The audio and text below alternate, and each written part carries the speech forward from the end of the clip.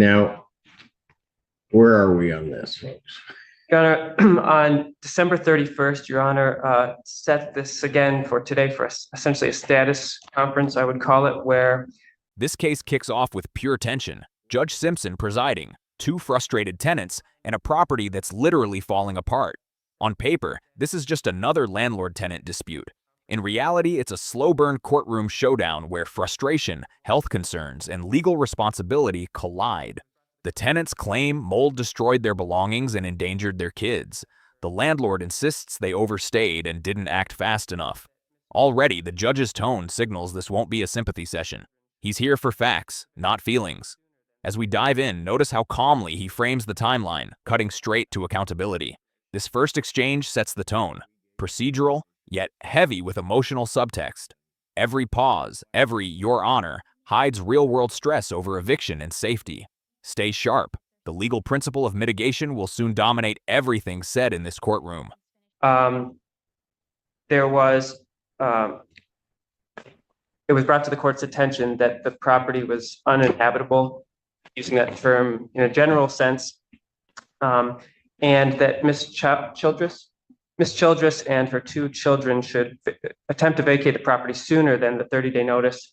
And that's where we left it. I don't have any other information. Okay, and I think we gave you the information to Hawk and other things. What happened? Me and the kids are staying next door. Pardon? Me and my kids are staying next door with the neighbor. My son's finishing out this week, and then my mom's getting me a truck. She couldn't get it until this week. So, I mean, by the end of the week, all the stuff should be out. I called Hawk, but their appointments are scheduled out until April. And then she emailed me a list of things to get a hold of. So, Of places to get a hold of to do that. All right. So, Mr. Licky, you're out of the premises. Is that correct? For the most part, I was just staying there temporarily, just helping her pack. That's it. But I'm my mom pretty much. So. Okay. And your mom's getting you a truck. And then that's supposed to happen Friday, you said? yeah, by this week. She Right. works, she's off Sundays and Mondays. So if I have to be able to get out there earlier in the day before she goes to work. So we're still trying to figure out which day is going to work for her, for me to get a ride down there to get the truck. Okay. And so it's anticipated that at some point you're going to be out of the premises. Probably within about a week and a half. Yeah, everything should be out, removed completely. Week and a half of today, from today, or? Yeah, from today, about a week and a half. Ma'am, do you agree with that timeline? You think so? So by the 23rd? All right. Now, as to the counterclaims that you have, what do you intend on doing with those? I'd still like to pursue it because it's pretty serious still. Here's where the tone shifts. She wants to pursue her counterclaim, and that single line changes everything. Up to now, this was about moving out. Now, it's about justice. The counterclaim introduces tension. She's accusing the landlord of negligence and demanding $50,000. For context, that's not just emotional compensation. It's a claim rooted in alleged property damage and health impact. But watch Judge Simpson's face. He's not dismissive, but he's skeptical. Without proof, receipts, photos, or valuations, these claims collapse fast. In civil court, evidence isn't optional. Viewers, if you were in her place, would you push forward knowing the burden of proof could crush your argument? Let's see if her reasoning holds up under scrutiny. Have you entered into any discussions with them about that? I've had communications, but they don't really agree with any of it. So have you made any demand about what you want from them? Yeah. Is that correct, counsel? I'm sorry, has he made a demand? Yeah. Well, he has filed an answer with a counterclaim, and attached, it's not in, there was an email which listed the money Okay. damages, and it essentially comprised one half I would call ruined property, and the other half would be kind of a tort claim, a claim saying that the plaintiff brought this moldy situation upon them and it damaged him, Miss Childress, and the two children, and made a prayer for relief of approximately $50,000.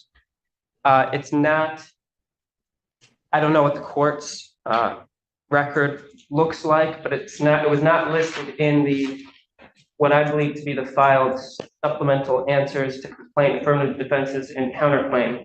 I don't believe that there was a prayer for relief.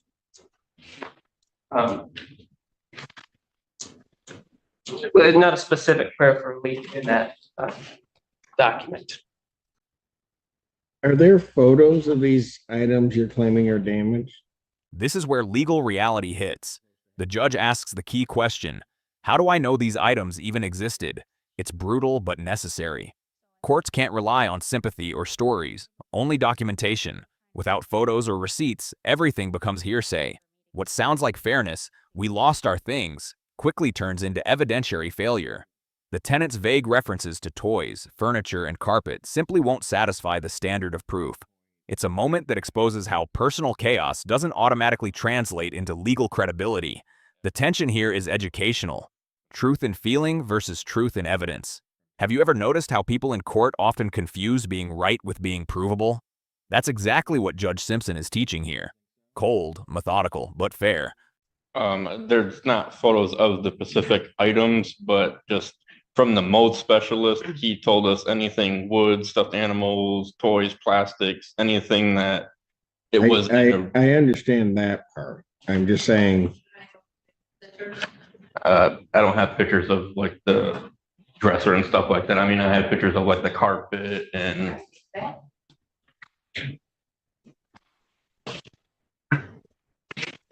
Let me ask you this. If I were to decide this, how do I know these items that you listed existed? I mean, it's not really. I mean, it's really just like stuffed animals, toys. A dresser is like the only furniture I item. understand what you're telling me. How do I know they existed? I get you. I get you. Okay, so we have an answer to that. I mean, I could preside pictures on the return court date if needed, but yeah, I didn't know. I wasn't thinking on that part. I mean, and you've attached a value to these items. Right. How'd you come up with those values? Pretty much I just went like on Craigslist, Facebook Marketplace, and it's very reasonable. I pretty much just got like the median of what it would cost to replace it. Like even a dresser, I've only claimed like $60. I mean, you can get a dresser for $60. I mean, I don't need, a $300 one or nothing like that. Well, understand that if you're claiming that the plaintiff caused the damage, what you're going to be entitled to is really the value of the property destroyed. When the tenant says she used Craigslist and Facebook Marketplace to estimate prices, you can see the judge's mind grinding gears. It's practical logic, but not legal valuation. Courts deal in depreciation, not sentiment. A $400 carpet or a $60 dresser doesn't retain full value once used, and the judge is laser-focused on that fact.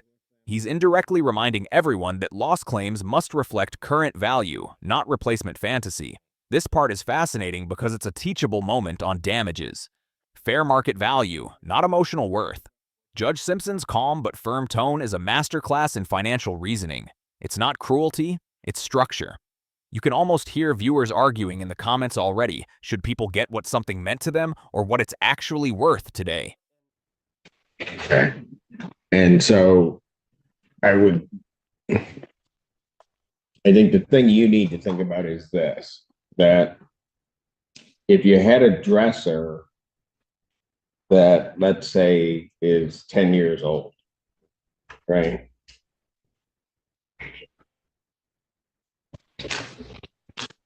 Not gonna have a whole lot of value to it, right? Right. Furniture typically doesn't have a whole lot of value once it's used. I see on your list that there's carpet. Well, was that a rug or was it carpeting that was down in the premises? It's brand new carpet that we laid when we first moved in and the padding underneath. It was just in that one room. Okay. So how many years has the carpet been there? Probably just about a year. How much did you pay for the carpet? I don't have a receipt, but I attached a photo of the same carpet I from, see it. But it ran me probably about $400-ish. what's the total amount you're asking for? From the damage claims or the whole thing. The whole thing. It came out to about roughly like 48,000-ish. And how much of that is damages? I'd probably say about around 1,500 if I recall properly. I'm not 100%. 1,500 in damages. The rest of it is what? Mainly pertains to health issues, the environment we were in. I mean, it could have caused some serious issues. This is where the case turns from property to people.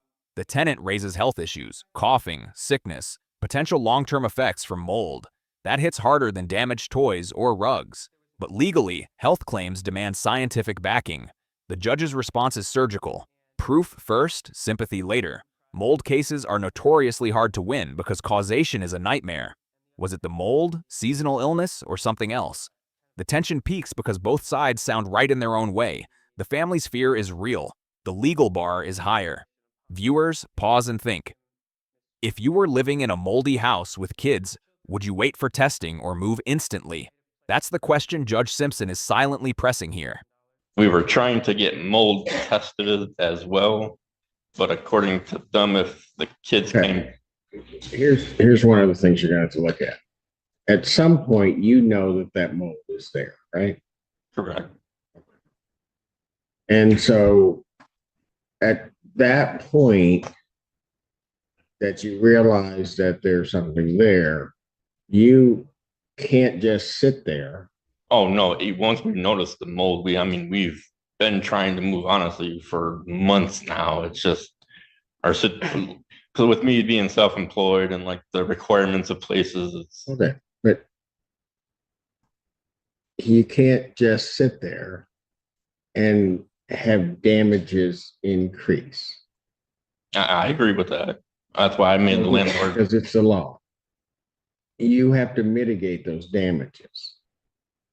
So you telling me we're trying to move. I mean, the last time I was here. Okay, so last time we were off. I don't know that there was an issue regarding mitigation because there were still people in the premises. Correct. But from the mold specialist, he could have serviced the property if just the people were out. Because he said he would even have to remedy, the items that are in the rooms too, and see what's savable and what wouldn't. So what does that mean? Like he could come in and remedy the entire property with just the people being out. Right. That doesn't seem to necessarily cut in your favor. Does it? I mean, I don't know. Ask it this way. Why didn't the mold specialist come in and remedy?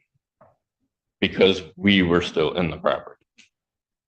Okay. So then the reason things did not get corrected is not anything having to do with the plaintiff. It has to do with you.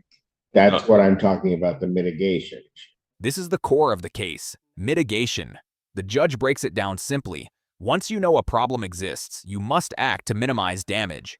It's one of civil law's most unforgiving principles. If you stay and let the harm worsen, you lose credibility no matter how right you feel. The moment he says, you can't just sit there, everything crystallizes. This isn't about negligence anymore. It's about responsibility. The defendant's mistake wasn't ignorance, it was inaction. And legally, inaction equals liability. Judge Simpson's tone is part fatherly lecture, part courtroom doctrine. It's rare to see a ruling explain this clearly. He's not angry, he's educating. And that's what keeps viewers locked in. Truth delivered with composure. No, the litigation or the remedy thing was just brought an issue. They just had this done probably within the last month. The mold has been going on for almost a year now. Right, but you can't sit, there's mold. Right. At some point you realize that there's some damage to you occurred. Right? Right, but hypothetically, yes. We haven't been mold tested yet, but I understand you. At some point, the kids have to get moved out of their room. Right? Correct. When did that happen? The beginning of last year. Okay. So at that point, let's just take that. You may have even known before that. Beginning of last year, you know that there is a problem. Mm-hmm. Right? Correct. So you can't, and this is what I'm talking about in terms of the idea of mitigation. If you had said at that point, okay, we're all leaving here, we're going to a hotel. Fine. But you can't then sit in that circumstance and then say to plaintiff, well, you're going to have to pay us for all of this because we're sitting. You follow me? To a point, I do. Okay, what part don't you understand? I mean, when we brought the issue up, I mean, to me, it should have been taken care of right then and there. And we That went, may be true, but you can't then just sit and let the circumstance exacerbate itself and then claim everything in the world is plaintiff's fault. well, I mean, I'm just a renter there. I don't feel like it's really my obligation to take care of mold or something that's out of my control. I'm not even saying that. At the beginning of last year, at some point, you knew there was a problem significant enough that you moved the kids, right? Correct. So at that point, even if just for the sake of the kids, It would have been better if we just all moved. I agree with that. if you just moved someplace else, let's say you had gone to a hotel down the street, and then you're stuck in the hotel down the street because then at that point the landlord won't fix it. You've in a sense mitigated your damages to the best that you could because you've done something because, as you're claiming, the landlord didn't do it. The judge's patience here is almost remarkable. He's dissecting timelines while showing empathy for the children. When he says it might have been better if you just all moved, he's balancing compassion with law. But beneath that calm tone lies a warning. Delayed action weakens any future claim. The legal irony? The more time you endure bad conditions, the less the court believes you suffered unwillingly. For viewers, this moment reveals how fairness in court often feels unfair in life. The mother moved her kids, commendable. But by staying herself, she undercut her entire case. This is a painful lesson on self-preservation versus legal obligation. Sometimes doing the right thing emotionally can ruin you legally. Right? What happened here, it seems to me, is you continued to stay in a situation that may have then increased loss for you guys. Right? Well, you can't do that. I got you. So part of the problem, and one of the reasons I bring that up, is because you're claiming, it seems to me that some of the stuff you're claiming, I don't know when that was damaged. I got you.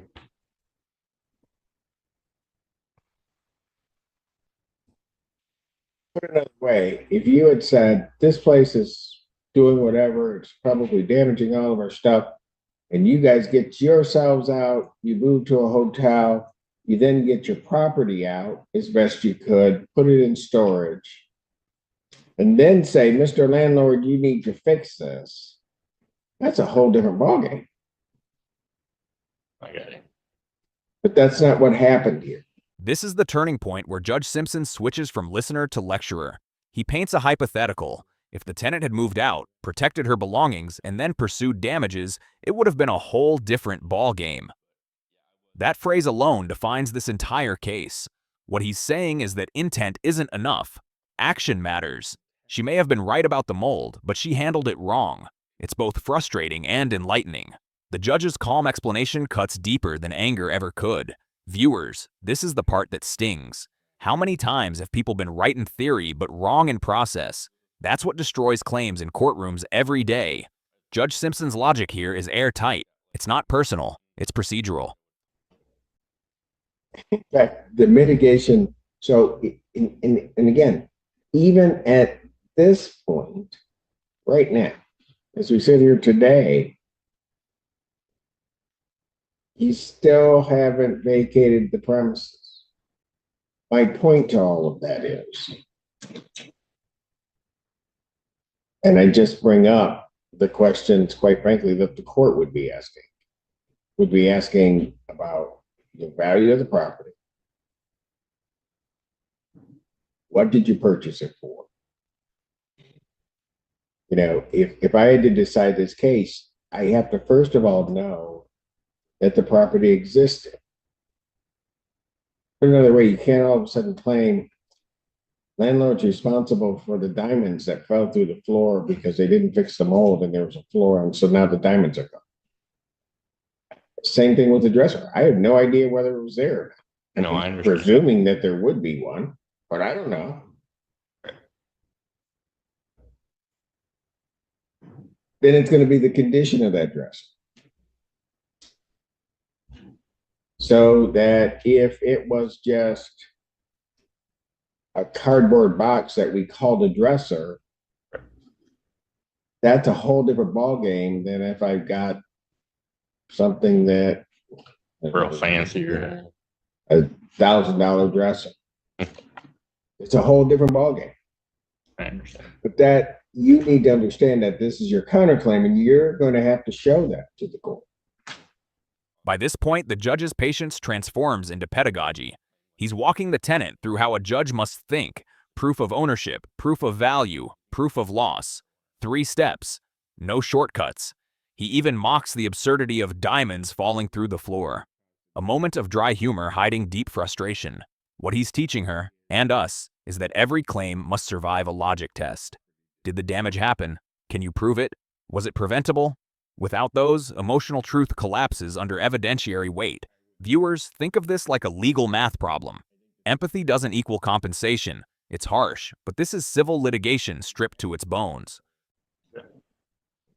Right? On top of that, that's where it kind of gets to this mitigation issue. And that's what I want you to understand, is that, and I'm just going to use the dresser. If I know that there's damage that's occurring to the dresser, and let's say I know it a year ago when you moved the kids, I can't then just leave that dresser there to presumably get more damage and then blame the landlord. I get where you're coming from. If let's say this dresser was $1,000 dresser, if I can get the dresser out a year ago Should have been. do some remediation on it, clean it up, and now it might only be worth 800. Okay? Then maybe you can go to the landlord and say, yeah, there was about $200 of damage that occurred. That's very different than the same scenario. I have this $1,000 dresser. I just leave it there And let it get and worse. just let it go to zero where I can't do anything with it. And then say to the landlord, you owe me $1,000.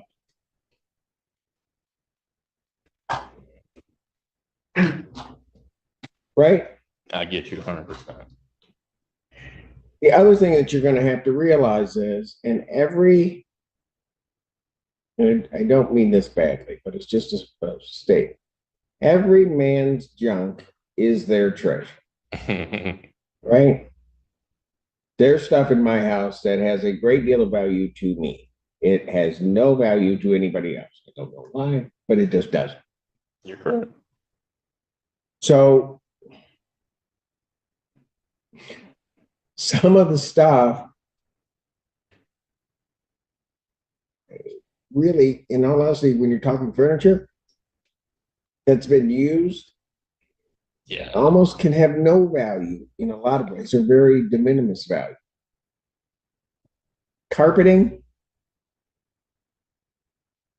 you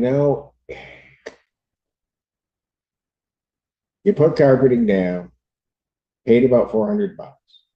By the time somebody starts walking on that carpeting is not worth $400. What you pay. Right. Right? Then it's going to depend on what was the year rating on it?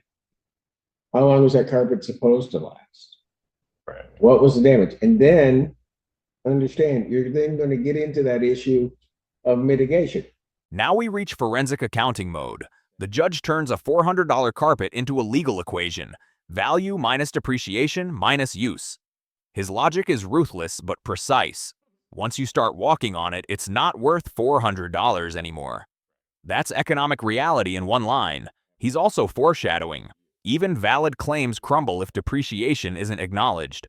Mold or not, the tenant must prove what the carpet was worth at the time of loss, not when it was bought. This moment is a crash course in how civil courts quantify fairness, not through empathy, but through time, use, and math. Comment below. Should victims of poor housing conditions still face depreciation math like this? Could you have taken that, once you know that there's a problem, could you have taken that carpet out to preserve it in some fashion? Gotcha.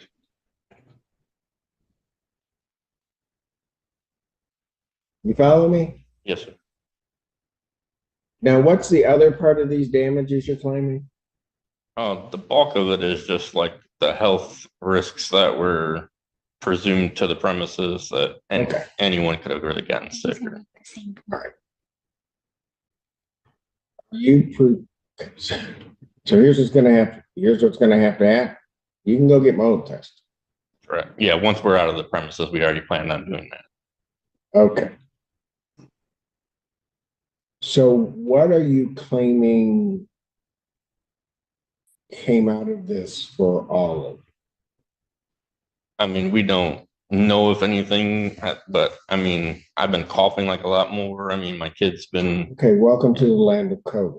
Go Right. ahead. But my son's been, same thing, getting a lot more sicker than often. I mean, I can't really prove that it was because of the mold. Okay, but listen, that's what you're going to have to do. I mean, if you're telling me that the landlord's responsible for that, okay, that's what you're going to have to show the court, which is going to require medical testimony. It's going to require a whole lot of other things, because and I just want you to understand what you're doing. Even if you go get mold tested and a doctor comes back and says, here's something in your system that we think is abnormal, you got to get that doctor here to testify. They got to have a basis upon which they're doing, of which they're coming to that conclusion, right? This section is pure legal choreography. Judge Simpson ties cause, timing, and responsibility into one tight argument. If the exposure happened over a year, if symptoms developed slowly, and if the tenant knew the risk but stayed, she can't shift the entire blame. This is causation doctrine in motion. He's not unsympathetic, he's meticulous. Every sentence slices the claim thinner. Viewers, this is how cases crumble in real life, not with outbursts, but with time-based logic. The takeaway is cold but clear. The longer you tolerate damage, the less justice the law gives you for it. Let's say you're successful in doing it, right? You're then going to run into that problem of mitigation. Because then did this problem, it's presuming that there's an issue, did this problem happen in the last 6 months? Did it happen a year ago? Do we not know when it happened? All of that stuff would have to be pinpointed. And if they say, well, this would have been something that would have developed for a year, and just this constant sort of barrage of mold spores is what caused this.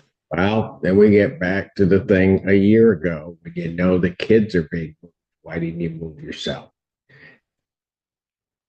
And can I fairly hold the landlord accountable for that, for what may be that issue, when you didn't protect yourself? I got you. There is then going to be this issue. So, because I want you to be clear on what you're facing and what you're going to have to show the court. There's going to be an issue of you came up with a number. Don't know where you came up with that number, but also as to whether or not legally you would be entitled to that, because this is really a contract case. So there's that huge legal issue that is also going to be out there. You follow me? Yes, sir.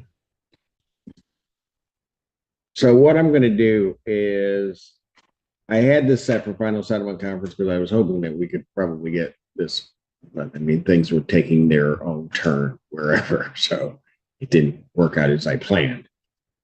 I'm just going to go to, you know what I'm going to do? No, I'm going to still give you the February 23rd date. And that's really regarding the surrender of the property, right, at 2 p.m. I'm also going to set another date so we can come back on a final settlement conference on the counterclaims. And I'll make that March 5th, 2024 at. Have you ever been through the discovery process? Court, okay. So, look, let me just ask you this. All right, to both of you. What do you guys want with this? I mean, because, and here's the reason, you don't have to answer me, quite frankly, if you don't want to. But here's what I'm saying. I guess what I'm getting at is, you guys are going to get here because at some point I'm going to set a trial, right? But even before we get to the trial part, there's going to be discovery. They're going to want to know certain things that you're claiming, right? And I would imagine, although sure, counsel's probably a much better attorney than I ever was, so he might ask something else. At this stage, the judge becomes the voice of reason. You're going to have one of the most miserable experiences of your entire life. That's not drama, it's warning. Trials in small claims or landlord disputes drain time, money, and energy. Judge Simpson is almost mentoring both sides. Settle, compromise, escape the chaos. You can feel the weight of experience behind his tone. He's seen hundreds of these. No one leaves happy. This VO stands out because it humanizes him. He's not lecturing, he's guiding. For viewers, it's the turning point from battle to resolution. Sometimes the smartest win in court is walking away. But just the questions that I posed today to you It's just a small piece of what they're going to be looking. And I just have a feeling, folks, you're going to have one of the most miserable experiences of your entire life. Now, if you want to go through that, that's fine. I'll be here. I think maybe, and I don't know what the plaintiff's position will be, but maybe you should take some of what I said to you today, come up with something that might be realistic and propose it to them to see if you can resolve it. I really don't think you guys want to go through a trial. If you want to, hop on, let's roll. But I don't think that's what you want to do. Follow me? Yeah, I respect your opinion too. Well, I'm just telling you, I've been through a lot of trials. I Even as a judge, sometimes I don't want to be there. All right. And I know the litigants are having an even worse time than I am. All right. But you're just going to be there. You're going to have to, be answering questions, not just at trial, but before trial to give them information that you may not answer. Because some of the questions I asked you today, you couldn't answer. And those are going to be the basics of what it is. All right. So I've given you those 2 dates. You guys need to think about what you really want to do. My big concern, as you could probably get it from the last time that we were here, was that there were these 2 kids that were in this place and they needed to get out. That was my main concern. absolutely. Yep, I'm moving as fast as I can. Pardon? I said I'm moving as fast as I can. No, I might get you, and I don't say it being critical, right? It's from a father standpoint. Yeah. I'm a dad, and it really was almost probably my mother challenging me or channeling me, telling me that, and I'll put it this way in a colloquial sense. She said, "There's a big people be damned. What about the little people?" That's kind of how I looked at it. All right. Those are the ones that needed to be protected. You guys have to figure out a way that you're going to be moving on. I'm going to suggest to you, if you want to come here, you can move, you can do it. We'll do it.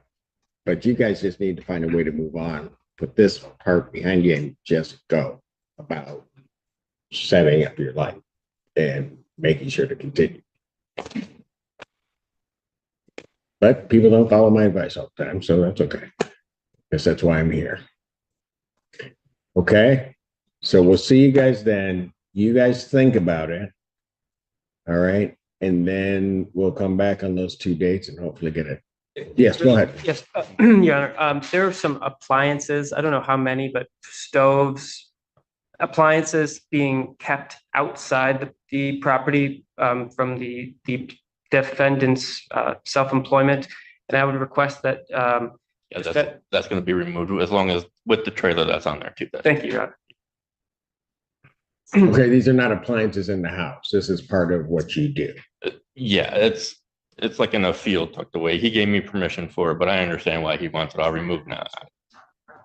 Right. It's a There are separate, appliances in the field. it's Okay, a separate lot. that's fine.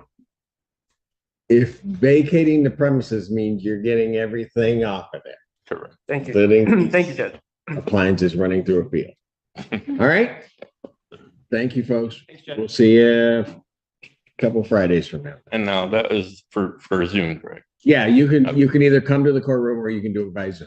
Okay. Either way. You're Thank you.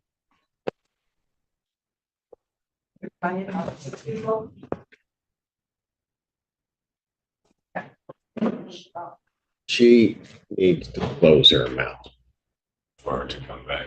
Yes. Can you come up to the podium? What's your name? My name is Diana Leck. I am Ryan Halicki's mother. And did you have something you wanted to say? Well, You have a whole lot when you were leaving.